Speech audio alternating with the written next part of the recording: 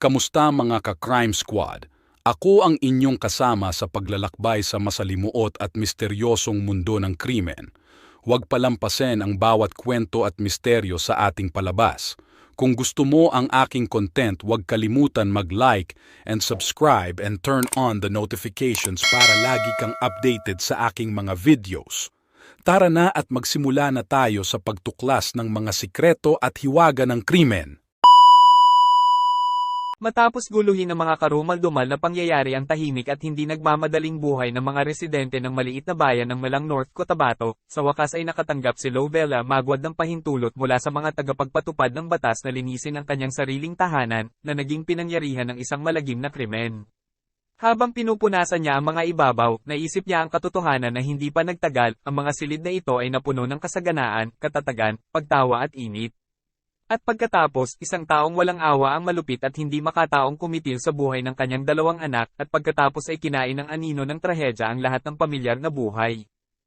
Hindi madali para kay Lovella na hawakan ng mga piraso ng muebles na nagtataglay pa rin ng mga alaala ng kanyang mga anak, ngunit ang paglilinis ay nakagambala sa kanya mula sa mabibigat na emosyon, na lumikha ng isang pansamantalang pakiramdam ng kontrol ng hindi bababa sa ayos ng bahay, at natagpuan niya sa kinokontrol nito ang pansamantalang kanlungan mula sa emosyonal na sakit dahil mayroon din siyang anak na inampon, si Janice Sebiel Imuilan, na mahimalang nakaligtas sa kakilakilabot na masaker at kung kanino siya dapat manatiling malakas.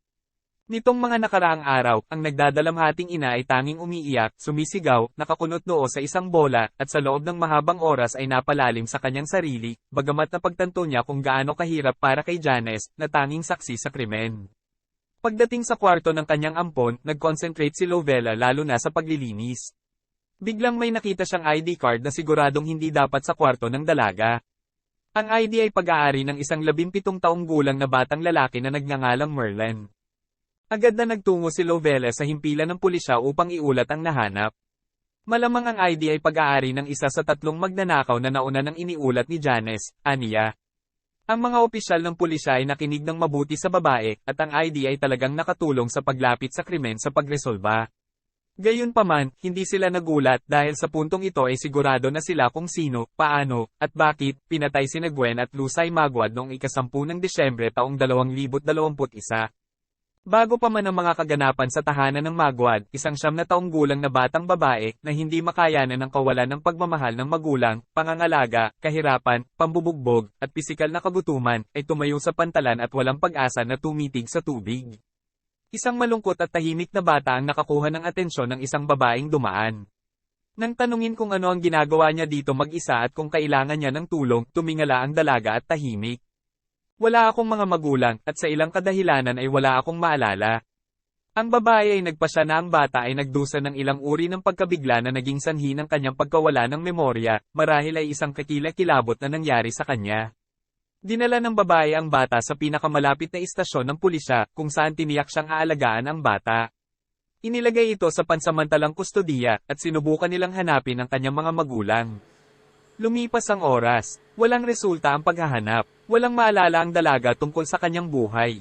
Walang sino man ang nagulat na nawawala ang bata, at pagkaraan ng ilang sandali ang batang babae ay opisyal na kinilala bilang isang ulila, inilipat sa permanenteng pangangalaga ng Department of Social Welfare and Development, na sa pangkalahatan ay hindi nalungkot sa bata.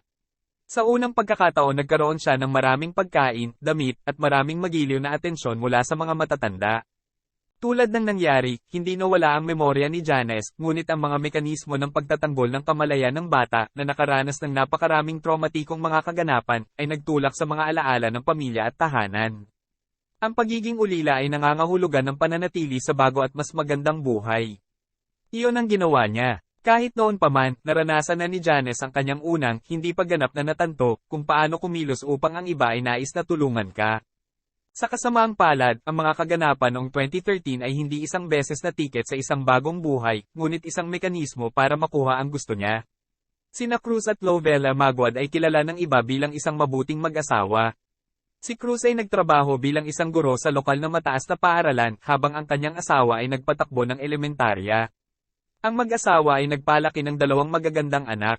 Hindi ka pani-pani walang matalino, ang 18 taong gulang na si Beauty Gwen ay lumahok sa lahat ng mga extracurricular na aktibidad at naging miyembro ng Girl Scouts. Pinangarap ng batang babae ang isang karera bilang isang doktor at kahit na, nais na subukan ng kanyang sarili, nakatala sa kanyang huling taon ng high school sa isang preparatory medical school. Ang 16 na taong gulang na si Luis ay naging nag-iisa sa anumang kumpanya kung saan siya dumating. Madali siyang nakipagkaibigan, bukas, tumugtog ng gitara, kumanta, at nagpinta. At ang lahat ng kabataang ito ay nagpakita ng matinding responsibilidad na gustuhang tulungan ang lahat at nagplanong makamit ang tagumpay sa batas. Ipinagmamalaki ng mga batang babae ang kanilang mga anak, tinulungan sila sa lahat ng bagay at sinuportahan ang kanilang mga plano at hangarin. Ang pamilya ay nanirahan sa isang nasusukat na buhay, nagsisimba, at gumawa ng gawaing kawang-gawa.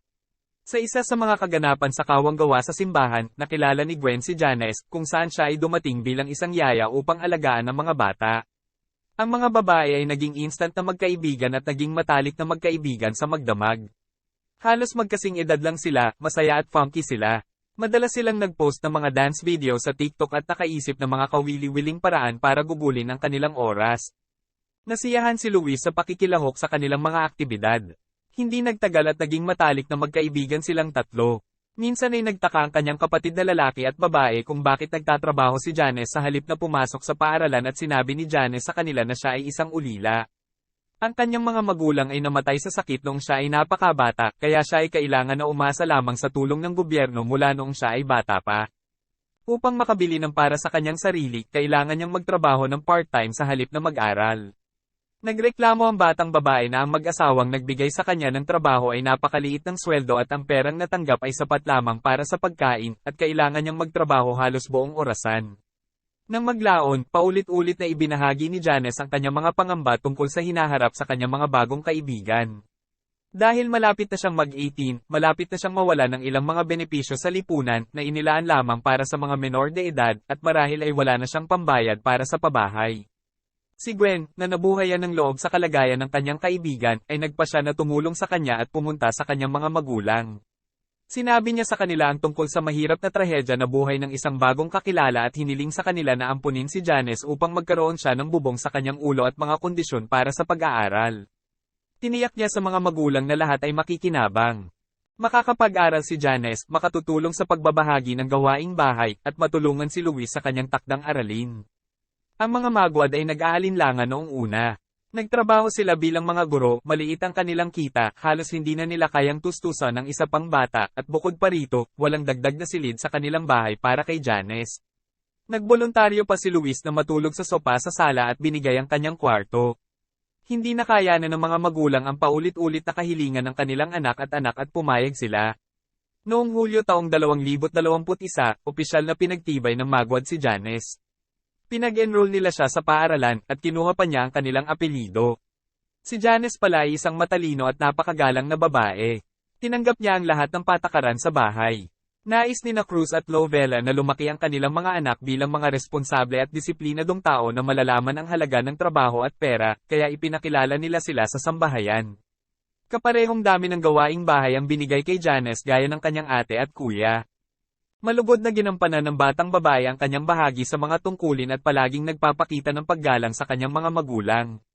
Upang ipakita ang kanyang pasasalamat sa pamilya, kung minsan ay gumising siya ng maaga at nagluluto ng almusal para sa lahat.